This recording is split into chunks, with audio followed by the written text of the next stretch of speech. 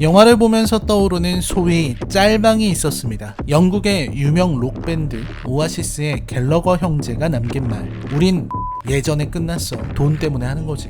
로 시작하는 두 개의 캡처 사진이죠. 물론 진실인지 아닌지는 모르지만 아무튼 이 두 분이 남겼다고 하는 말처럼 지금의 마블이 그렇습니다. 아주 오래전에 이미 끝났고 이제는 돈 때문에 하는 거라는 거죠. 그러니까 우리는 마블 굿즈나 핫토이 피규어 따위나 사면 되는 겁니다. 지나간 시절을 그 가슴 두근거렸던 진짜 히어로 영화가 매년 개봉하던 때를 그리워하면서 말이죠. 영화는 생각처럼 나쁘지는 않았습니다. 솔직히 이터널스나 앤트맨과 와스프, 퀀텀 매니아 같은 말도 안 되는 영화를 상상하며 영화관에 들어갔는데 그보다는 깔끔하게 잘 만들었습니다. 문제는 그 잘 만든 방향이 왜곡되었다는 거죠. 영화는 그럭저럭 즐기면서 볼 수 있는 오락 영화인데 이제는 이게 히어로 영화가 맞기는 한 건지, 아니 이걸 영화라고 봐야 하는 건지 의문이 들었습니다. 그건 뒤에서 자세히 이야기하도록 하죠. 개인적으로 이번 작품이 PC하지 않다는 건 아니지만 그래도 관객들이 거북할 정도의 PC를 의도적으로 부여하지는 않았다는 인상을 받았습니다. 물론 백인 남성 따위는 존재하지 않는 더 마블스지만 그렇다고 기존의 남성 히어로를 폄하하는 발언을 한다거나 남자 두 사람이 나오면 키스부터 하고 본다는 식의 장면을 넣지는 않았고, 세 명의 서로 다른 인종의 여성들이 인종적 문제로 으르렁거리는 일도 없었습니다. 그게 그나마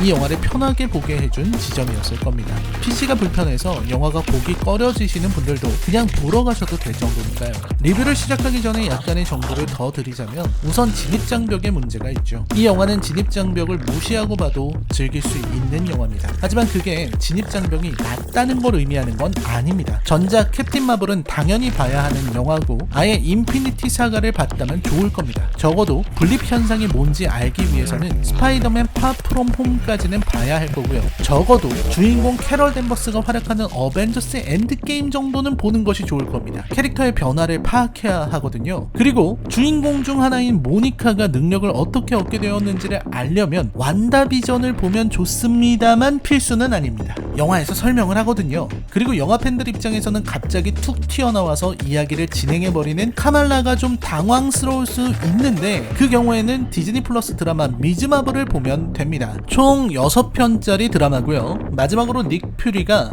세이버라는 이상한 단체를 이끌고 있는데 왜 그렇게 된 건지, 그리고 스크럴과 닉 퓨리 사이에 무슨 일들이 벌어졌는지를 확인하려면 디즈니 플러스 드라마 시크릿 인베이전을 보면 됩니다. 대체 마블이 왜 이렇게까지 많은 이야기를 드라마로 진행시키고 영화와 연결시키는지 모르겠지만 결과적으로 이 엄청난 진입장벽은 마블의 팬들과 마블 혐오자들 그리고 일반 관객을 괴리시키는 상황을 초래했다고 생각합니다. 정작 더 마블스는 설정을 잘 몰라도 볼 수 있는 가벼운 영화인데 어쨌든 이 영화는 마치 나무위키나 위키피디아를 펼쳐놓고 설정 노름을 하듯 영화를 만들어가고 있습니다. 그리고 그 안에서 실종되는 건 히어로 영화라는 정체성입니다. 이게 가장 치명적이죠. 서론이 너무 길었습니다. 오랜만에 제가 동하는 쇼킹한 리뷰 시리즈. 여러분 이제부터는 치명적인 스포일러가 있으니 감상에 주의하시길 바랍니다. 그리고 저는 철저한 비판을 목적으로 리뷰하고 있습니다. 시작합니다. 영화는 스크럴과 크리의 평화협정으로 이야기를 시작합니다. 평화협정을 왜 하냐면, 그러니까 스크럴의 모행성은 이미 파괴된 상태고 크리 종족은 스크럴들을 학살하며 다녔고 스크럴들은 캡틴 마블에서 캐럴 댄버스의 도움으로 새 행성을 찾아 나섰지만 전 우주에서 동족들이 추방되고 말살되는 현실을 확인할 뿐이었고 이들을 스파이로 활용하면 좋겠다는 닉 퓨리의 판단으로 인해 탈로스를 비롯한 동료들은 인간과의 협력을 시작하죠. 닉 퓨리는 지구를 지켜주는 대가로 새 행성을 찾아주겠다고 했고 이에 스크럴들은 쉴드의 적을 제거하는 첩보 활동을 했던 거죠. 그러나 시크릿 인베이전에서 그래빅이 일으킨 사건으로 인해 리슨 대통령이 제노사이드를 선포해 지구에서도 말살에 대상이 되죠. 그때 닉 퓨리는 크리 종족이 평화회담을 제안했다는 것을 알려주게 되었습니다. 그래서 크리와 스크럴은 평화협정을 지금 하고 있는 것이죠. 한편 크리 종족은 캡틴 마블 캐럴 댄버스를 말살자라 부르며 증오하고 있습니다. 또한 크리는 스크럴들을 멸종 직전의 위기로 몰아간 악당들이죠. 그럼에도 불구하고 크리 종족으로서는 스크럴과의 평화협정을 하지 않을 수 없었는데 그건 자기들의 행성이 이미 죽어가고 있었기 때문입니다. 대기는 소멸되고 물은 말라버리고 그리고 태양마저 사라진 극한의 환경은 MCU에서 대표적인 악역으로 활약하던 크리로서도 견딜 수 없는 일이었던 겁니다. 물론 크리의 집행자이자 로난의 후임인 다르벤은 여전히 악역이죠. 원작과는 직책이 다르기는 하지만 어쨌든 다르벤은 로난과 비슷한 코스믹 로드를 들고 있으며 손목에 차고 있는 뱅글이 아주 중요한 물건으로 치부됩니다. 또 하나의 뱅글을 찾으면 크리의 고향인 할라를 되찾을 수 있고 크리는 부활할 수 있다는 거죠. 그리고 그 뱅글은 지구의 한 소녀 카말라 칸에게 있다는 겁니다. 미즈마블을 보셨다면 1화에서 할머니의 팔찌를 차는 카말라의 모습을 확인할 수 있는데 이건 사족이니 영화만 보기로 하죠. 영화에서 카말라는 팔목에 찬 팔찌 뱅글을 통해 슈퍼파워를 사용할 수 있는 인물로 등장합니다. 그리고 그녀의 방에는 온통 캡틴 마블의 포스터와 기사, 굿즈로 가득합니다. 마치 아이돌에 푹 빠진 소녀처럼 그녀는 캡틴 마블을 동경하고 캡틴 마블의 사이드킥이 되어서 활약하는 자신의 모습을 상상하고 그림으로 그리기까지 하죠. 한편 모니카 램보, 그러니까 캡틴 마블에서 캐럴을 이모라고 부르던 그 소녀는 이미 성장해서 닉 퓨리와 함께 행동하고 있습니다. 완다비전 7화에서 헥스 내부에서 완다와 접촉한 후 원작의 스펙트럼 능력을 얻게 된 인물이죠. 우주 공간에서 우주선을 점검하고 있던 그녀와 마침내 재등장한 캡틴 마블 캐럴 댄버스의 모습이 보이면서 영화가 시작됩니다. 지금 저는 영화의 시작을 설명하기 위해서 무려 1300자 이상을 사용했습니다. 물론 제 요약이 미진한 부분이 있겠지만 그걸 감안하더라도 너무나 많은 이야기가 필요합니다. 이제 이렇게 가려면 차라리 영화 시작하기 전에 드라마에 있었던 이야기들을 요약해서 전달하는 10분 정도의 시간이 필요하지 않나 하는 생각이 들 정도였습니다. 왜 애니메이션 채널에서 그렇게 하잖아요. 중간에 인물들이 나누는 대화들 중 일부는 디즈니 플러스 결제해서 드라마 안 본 사람들은 끼지도 마 수준으로 자기들만 아는 이야기를 하고 있거든요. 물론 디즈니가 그런 결정을 할 이유가 없겠죠. 디즈니 플러스로 장사해야 하니까. 대신 이제부터 스토리는 아주 간략하게 진행됩니다. 지구에 있는 파키스탄계 무슬림 소녀 카말라 칸, 세이버에서 우주선 고치고 있는 모니카, 그리고 다르벤의 음모를 막으려는 캐럴, 이 세 사람의 위치가 뒤죽박죽 바뀐다는 것이 이들이 얽히는 주요 사건입니다. 그리고 그렇게 얽히게 된 이유는 다르벤과 카말라가 지닌 뱅글 때문이고요. 그렇게 얽힌 세 사람이 힘을 합쳐서 온 우주를 난장판으로 만드는 다르벤을 막아낸다는 것이 더 마블스의 주된 스토리죠. 이제부터 차근차근 살펴볼까요? 우선 위치가 바뀌는 건 좋았습니다. 세 사람이 뒤죽박죽 엉키면서 지구와 우주 공간과 세이버를 오가면서 난장판을 만드는 부분에서는 솔직히 감탄했습니다. 이 정도면 대단히 훌륭한데?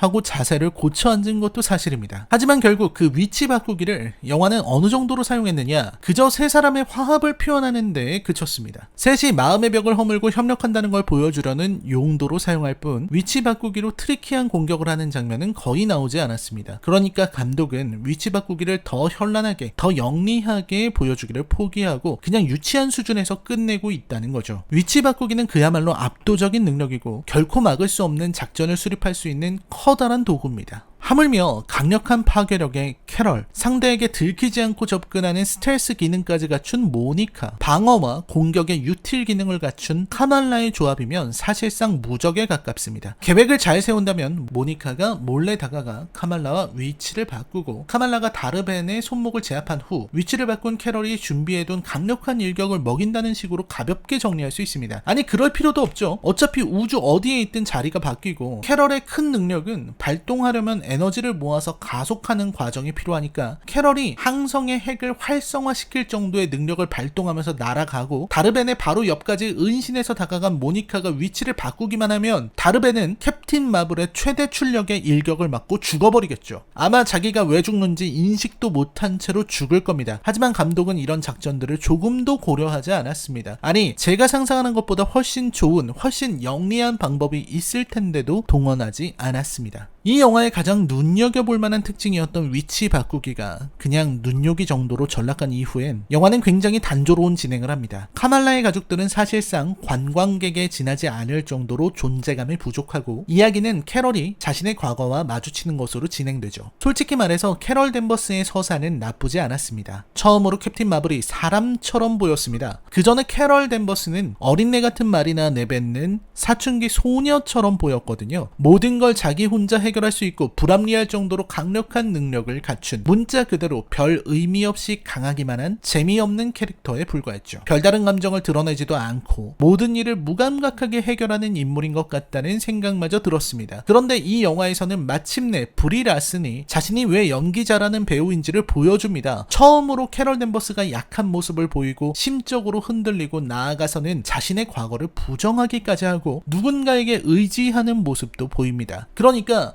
캐럴 댄버스라는 인물이 이 영화에서 드디어 성장하게 된 겁니다. 저는 이 부분은 칭찬하고 싶습니다. 특히 캐럴이 모든 문제를 다 해결하고 당당하게 돌아오고 싶었다 고 말하는 대목에서는 이 바보 같은 말에 깊이 공감했습니다. 누구나 한 번쯤은 저렇게 혼자서 뭔가 해보려고 발버둥치고 허세도 부려보는 거니까요. 그리고 그런 그녀에게 완전 무결한 영웅이 필요한 게 아니었다며 가족의 의미를 말하는 모니카의 말도 인상적이었고요. 근데 여기서 드는 의문이 있습니다. 캐럴 댄버스는 벌써 캡틴 마블이라는 전작이 있고 어벤져스 엔드게임에서도 비중 있는 역할로 나왔습니다. 성장은 그 전에 했어야 했던 게 아닐까요? 차라리 많은 사람들에게 혹평을 들었던 캡틴 마블에서 캐럴의 성장이 나왔더라면 더 마블스가 더 재미있는 이야기를 펼칠 수 있지는 않을까 하는 생각이 들었습니다. 영화의 전개는 구멍이 숭숭 뚫려 있지만 그래도 빠른 전개를 하기에 견뎌낼 수 있습니다. 마블 영화 사상 가장 짧은 러닝타임을 자랑하는 이 영화는 지루한 틈을 주지 않지만 동시에 생각할 틈도 주지 않습니다. 무엇이든 문제가 터지면 그 자리에서 바로 대처법이 나오며 뭔가 깊게 고민하고 반성해야 하는 장면에서도 감정을 표현할 시간조차 주지 않습니다. 그렇기에 영화를 보고 나오면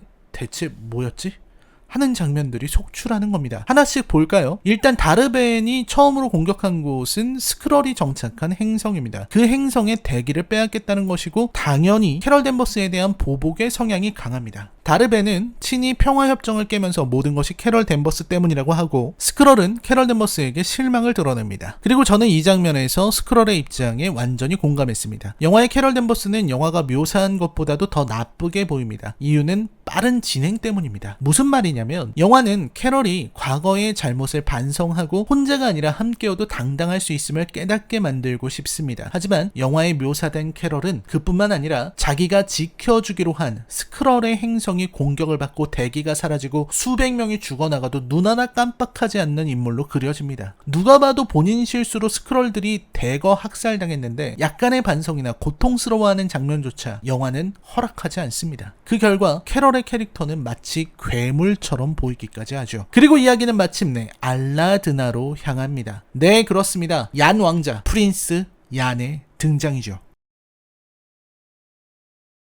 다르벤은 물을 원했고 알라드나는 행성의 대부분이 물이라고 합니다. 그리고 이 행성은 그야말로 황당하기 짝이 없는데 바로 모든 대화를 노래로 해야 한다는 거죠. 그러니까 성스루 뮤지컬처럼 대화를 해야 한다는 겁니다. 대관절 이해할 수 없는 이 상황에 캐럴은 왕자와 법률적으로 결혼한 상태입니다. 기혼이었나? 이런 류의 히어로 영화나 스페이스 오페라에서 종종 볼 수 있는 설정인데 어쨌든 캐럴에게 있어서 야는 남편이고 알라드나는 고향이라 말할 수 있는 행성입니다. 그리고 마찬가지로 이 고향은 크리의 공격에 쑥대밭이 됩니다. 물이 다 빨려가고 또 많은 사람이 죽었을 겁니다. 물론 우리의 캐럴은 왕자가 살았는지 죽었는지 관심도 없을 뿐더러 사람들이 죽든 말든 조금의 자책도 느끼지 않죠. 영화는 빠른 진행을 해야 하니까요. 박서준의 모습은 그야말로 안습 그 자체인데 코미디를 위해서 등장한 캐릭터 치고는 나쁘지 않았습니다. 5분 정도 등장한 것으로 생각되는데 영화에서 분량보다 중요한 것은 임팩트입니다. 박서준이 연기한 야는 충분히 우스꽝스러웠고 그 역할을 수행했으면 본인의 일은 다 한 겁니다. 그래도 나름 액션씬도 있어요. 카말라에게 조언을 해주기도 하고 제법 멋진 모습도 보입니다. 문제는 알라드나의 설정이 황당한 걸 넘어서서 분명히 두 국가가 전쟁을 하는 건데 막상 액션을 펼치는 인원은 대략 한 40명 정도 되나요? 고등학교 때 반 애들 다 모으면 저 정도는 되겠다 싶은 인원이 액션을 펼치는 당혹스러운 장면을 연출합니다. 알라드나 인구가 대체 몇 명이길래 대충 작은 마을 정도 되는 걸까요? 그렇게 영화는 엔딩으로 이어집니다. 세 사람은 화합했고 분립되었었던 모니카는 캐럴과의 오랜 갈등을 이겨냈고 셋은 다르벤과 마주합니다. 그렇게 이 영화는 가장 큰 독을 드러내죠. 과도한 설정 노름은 이 영화의 가장 큰 독소입니다. 더 마블스는 설정에 치우친 나머지 영화이기를 오히려 포기한 것처럼 보입니다. 한편의 영화로 서사가 흘러간다기보다는 설정책을 펴놓고 각 캐릭터들이 설정에 맞게 움직이고 있다는 게 올바른 설명이 아닐까 하는 생각이 들어요. 캐릭터들의 능력이 어떻게 표현되는지도 중요치 않고 설정만 바라보고 있는 거죠. 예를 들어서 다르벤을 봅시다. 이 정도로 약하고 무능해 보이는 악역은 정말 오랜만입니다. 저는 다르벤이 어떻게 캐럴 댄버스를 상대할 수 있는지 아직도 이해가 안 됩니다. 오른팔의 뱅글이 캐럴의 힘을 흡수한다는 기믹이 있지만 캐럴이 충분히 주위에서 싸운다면 혼자서도 가볍게 상대할 수 있는 수준의 상대 아닐까요? 애초에 캡틴 마블을 그토록 강한 타노스의 일격에도 끄떡없는 수준의 강도로 묘사한 영화가 있는데 이 영화에서 캐럴은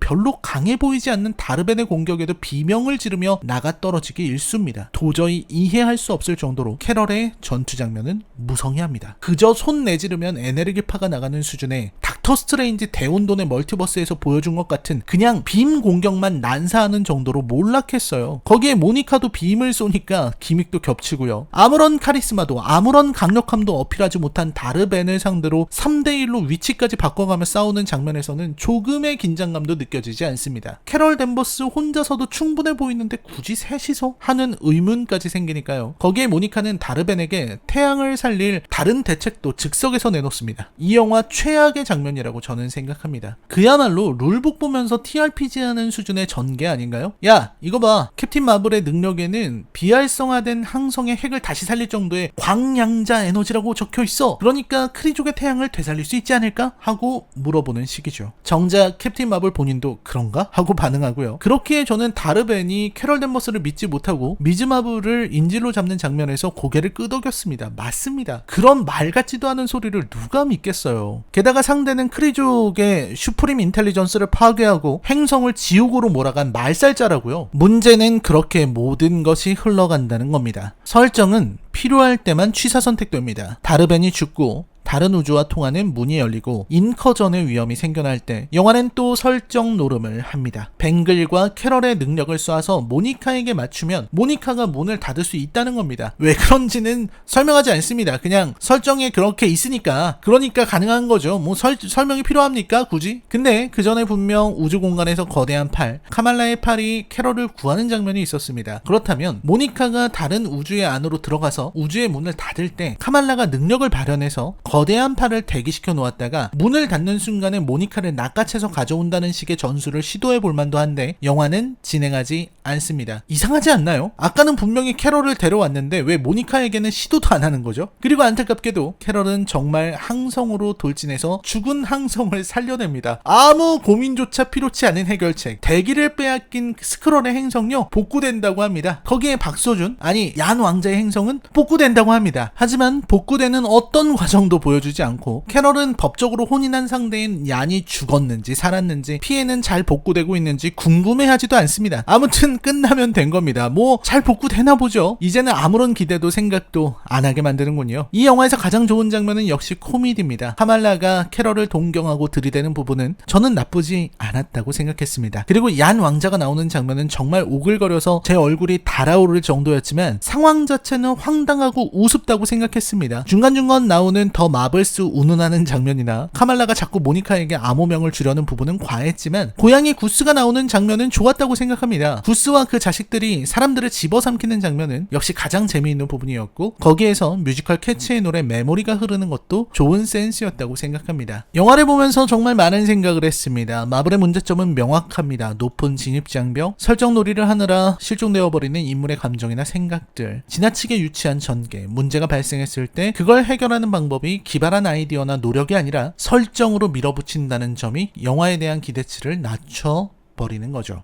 거기에 설득력도 없어요. 저는 카말라가 호크아이를 찾아가서 팀을 만들겠다고 할 때 한숨부터 나오더라고요. 왜 만드는 건데? 그냥 패러디를 위한 패러디가 아니라면 카말라의 팀은 그야말로 의미도 목적도 없는 팀일 겁니다. 거기에 저는 이 작품을 보면서 이게 왜 히어로 영화인가 하는 생각을 했습니다. 애초에 영화이긴 한가? 하는 의문보다 더 심한 건 영웅에 대한 문제입니다. 모니카가 영웅적인 자기 희생을 했음에도 불구하고 이 작품은 영웅 이야기에 대한 고민이 부족해 보입니다. 결국 카말라는 캐럴을 캐럴을 동경했을 뿐이고 모니카는 영웅이라기보다는 캐럴과의 개인적 인연에 조금 더 초점이 맞춰졌죠. 그럼 캐럴 댄버스는 뭐죠? 캡틴 마블은 여기에서 자기에 대한 회환을 이겨내고 모니카와 화해한 이후에 뭘 했죠? 여기저기 돌아다니면서 싸우고 부수고 파괴했지만 결국 남은 건 대체 캐럴 댄버스가 어떤 매력을 가진 히어로인지 도통 알 수 없다는 결론뿐입니다. 차라리 코미디가 나은 것 같습니다. 고양이들 비중 늘리고 캐릭터들 노래하면서 대화하는 장면이나 더 넣어서 아예 코미디로 가는 편이 나을 겁니다. 특히 안타까운 건 닉 퓨리입니다. 닉 퓨리가 잘 싸운다 아니다의 문제가 아니라 닉 퓨리라는 인물 자체가 캐럴 댄버스랑 엮이는 순간 캐릭터가 망가져 버립니다. 구스에 의해 눈을 잃은 것도 그렇고 다 엉터리입니다. 제 말이 의심스러우시다면 당장 어벤져스나 캡틴 아메리카 윈터 솔저에 나오는 닉 퓨리를 보세요. 얼마나 멋진 인물이었는지 얼마나 매력적이었는지 알 수 있습니다. 지금은 그냥 고양이 좋아하는 할아버지일 뿐입니다. 게다가 이번 영화에서는 별로 대단한 계책을 펼치지도 못한 채 그냥 겉돌기만 했고요. 무엇보다도 슬픈 것은 이 작품이 그럭저럭 잘 만든 영화에 속한다는 겁니다. 사실상 페이지 4와 페이지 5에 들어오면서 유의미한 흥행을 한 작품은 스파이더맨 노웨이 홈과 가디언즈 오브 갤럭시 볼륨 3였죠. 가오갤 3는 그래도 다른 마블 영화들과 선을 그을 수 있었지만 더 마블스는 그럴 수 없었습니다. 그리고 그건 다음 영화들도 마찬가지겠죠. 더 이상 우리가 기대하는 마블은 없다는 걸 증명한 영화. 이렇게 무난하게 만들어도 실망만 남게 되는 작품. 더 마블스에 대한 제 평점은 10점 만점에 4점입니다. 재미있고 웃을 수 있습니다. 대신 그뿐이죠. 마블의 기존 영화들을 봤을 때는 자기 파괴적이라는 느낌도 받았습니다. 영화의 막바지에 엑스맨들이 나왔지만 그리 반갑지는 않았습니다. 제가 무척 사랑한 영화가 엑스맨 데이즈 오브 퓨처 패스트인데 지금 마블 스튜디오가 엑스맨 해봤자 결과가 뻔할 것 같거든요. 여담이지만 엔딩 크레딧이 올라갈 때 중간부터 화면이 거의 보이지 않더군요. 덕분에 마지막 쿠키는 무슨 내용인지 볼 수 없었습니다. CGV에 문의해보니 배급사에서 보내준 영화의 문제가 있다는 답변을 받았습니다. 디즈니가 이렇게 초보적인 실수를 한다는 것이 새삼 놀랍습니다. 그래서 저는 두 번째 쿠키를 보기 위해 영화관을 다시 가야 합니다. 다른 분들은 괜찮으셨는지 궁금하네요. 라이너의 컬처 쇼크 재개한 이상 영화 리뷰는 계속됩니다. 시청해주셔서 감사합니다.